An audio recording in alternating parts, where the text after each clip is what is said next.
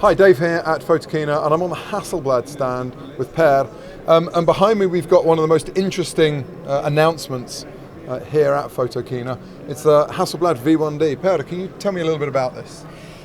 So this is a concept camera that we've developed, and the main idea is to really focus on the modularity, I would say. Of course, it's got some design cues that we picked up from the old V system cameras, but it's exploring what we could do with the modularity, which the old V cameras were known for. So using the thinking from the old V cameras rather than mimicking the design. So effectively we're taking the style of the past and bringing it bang up to date with new technology. Sort of, but it's not a retro camera. I would be very clear to say it's not a retro camera, but we're borrowing the ideas from the past. Okay, and what's particularly interesting about it? I see we've got 75 megapixels. Tell me about why 75? 75 is because we're celebrating 75 years of Hasselblad this year.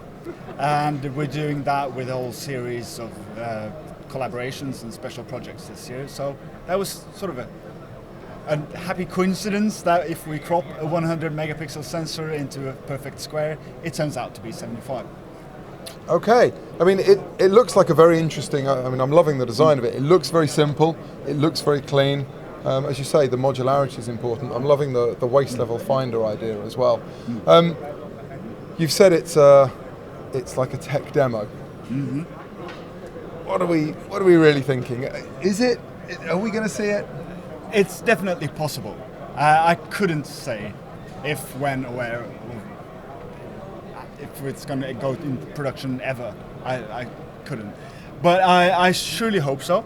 Our engineers have solutions for most of these things, and just looking at the technical setup, you can see already now that it has the XCD lenses on. So basically, it's the inside of an X1D that's in there, so it's mirrorless. And then the modularity is definitely something new, which has to be engineered thoroughly to work. Sure. Okay. Well, I'm excited. Yeah. I think I'd like to see it. I'd love to be able to get it out and put my hands on it, but I know you've only got the one, and it's all like screwed away in here, so no one can get near it. But yeah, it looks very interesting. I really hope we get to see it in production. Yeah, and what it is, it's more or less a box that carries modules. So the top side and the back has big square modules for screens or viewfinders or whatever.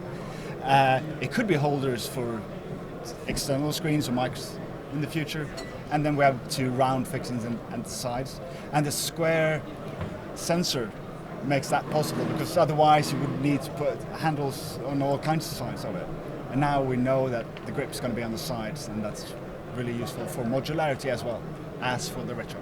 So does this could we take this as almost a design cue going forwards? We're going to see a more modular approach again from Hasselblad, so it's almost like going back to the modularity of old. Are we going to see that as a general design cue?